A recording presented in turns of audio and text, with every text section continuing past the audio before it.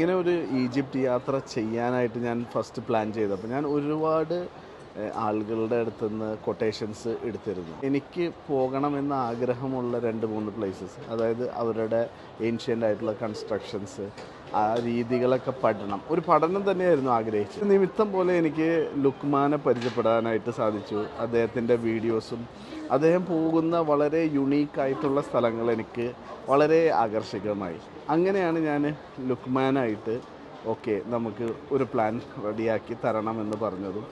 വളരെ മനോഹരം എന്ന് പറഞ്ഞു കഴിഞ്ഞാൽ ഇത്രയും മനോഹരമായിട്ട് ഞാൻ ഇതുവരെയായിട്ട് ഞാനും എൻ്റെ ഫാമിലിയും വളരെ എൻജോയ് ചെയ്ത് ശരിക്കും ഞങ്ങളെ ഒരു യാത്രയിൽ കൂടെ ഒരുപാട് കാര്യങ്ങൾ കണ്ട് മനസ്സിലാക്കിപ്പിക്കാനും ചിന്തിപ്പിക്കാനുമായിട്ട് അദ്ദേഹം ശ്രമിച്ചു. എനിക്ക് വളരെ താങ്ക്സ് ഉണ്ട്. മാത്രമല്ല ഞങ്ങൾ ഫസ്റ്റ് ഡേ വന്നപ്പോൾ എൻ്റെ പ്ലാനിങ് ഫസ്റ്റ് ഡേ നമ്മൾ അലക്സാൻഡ്രിയയിൽ പോകണം എന്നുള്ളതായിരുന്നു. പക്ഷെ അദ്ദേഹം തന്നെ പറഞ്ഞു ഇല്ല, നമുക്ക് ഫസ്റ്റ് ഡേ പിരമിഡ്സ് കാണണം, നിങ്ങളത് കാണണം ഫസ്റ്റ് തന്നെ എന്താണ് എന്നുള്ളത്. അത് കണ്ടതിന് ശേഷം സെക്കൻഡ് ഡേ പിന്നെ അതിൻ്റെ ബാക്കോട്ട് അങ്ങനെ പോയി കണ്ടപ്പോൾ ഞങ്ങൾക്ക് എല്ലാ ദിവസത്തെയും അങ്ങോട്ടും ഇങ്ങോട്ടും കണക്ട് ചെയ്യാൻ സാധിച്ചു.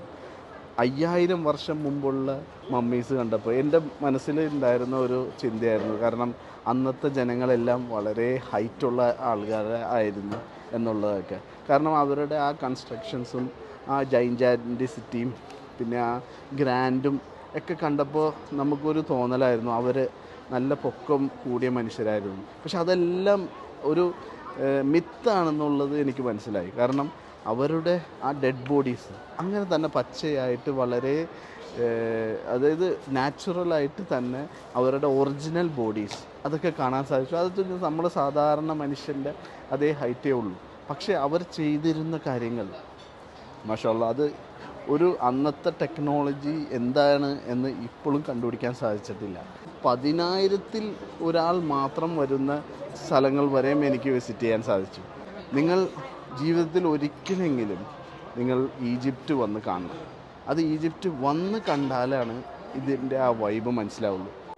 ചരിത്ര പുസ്തകങ്ങളിലൂടെയൊക്കെ വായിച്ചറിഞ്ഞിട്ടുള്ള ഒരുപാട് കാര്യങ്ങൾ ഏറ്റവും തൊട്ടറിഞ്ഞ് അനുഭവിക്കുവാൻ കഴിഞ്ഞ ഒരു സന്തോഷത്തിലും ചാരിതാർത്ഥ്യത്തിലുമാണ് യഥാർത്ഥത്തിൽ ഈ ഈജിപ്ഷ്യൻ യാത്ര അവസാനിക്കുന്നത്. സഹാറ മരുഭൂമിയിലൂടെയും നൈൽ നദിയിലൂടെയും പിരമിഡുകൾ, ലോകാത്ഭുതങ്ങളിലൊന്നായ പിരമിഡുകളിലൂടെയും സൂയസ് കനാലിലൂടെയും ഇങ്ങനെയൊക്കെ ചരിത്രത്തിലൂടെ ഊളിയിറങ്ങി നടന്നിട്ടുള്ള ഈ ഒരു യാത്ര ഏറ്റവും രസകരവും വിജ്ഞാനപ്രദവുമായിരുന്നു.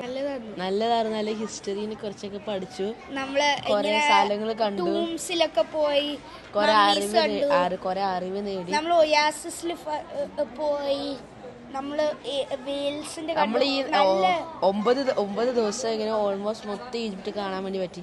1 മാസം മുമ്പാണ് തൻസീം ക 9 ദിവസത്തെ ഒരു ഈജിപ്ത് യാത്രയെക്കുറിച്ച് എന്നോട് ആവശ്യപ്പെടുന്നത്. കൈറോ, അലക്സാണ്ട്രിയ, സക്കാറ, ഫയ്യൂം, ലക്സർ, ഇന്നിപ്പോൾ അവസാനം സൂയസ് ഒക്കെ പോയി ഈജിപ്ഷ്യൻ ജീവിതത്തിൻ്റെ അവരുടെ ചരിത്രത്തിൻ്റെ എല്ലാ സ്വഭാവവും ശരിക്ക് മനസ്സിലാക്കുന്ന തരത്തിലുള്ളൊരു യാത്രയായിരുന്നു ഡിസൈൻ ചെയ്തതും. തൻസീം ക ആക്ച്വലി ഒരു എൻജിനീയറാണ്. വൈഫ് ആമിനത്ത് അവരൊരു റൈറ്ററാണ്, കവിയത്രിയാണ്. അവരുടെ താല്പര്യത്തിനനുസരിച്ചുള്ള ഒരു യാത്ര നന്നായിട്ട് ചെയ്യാൻ പറ്റിയതിൽ വലിയ സന്തോഷമുണ്ട്.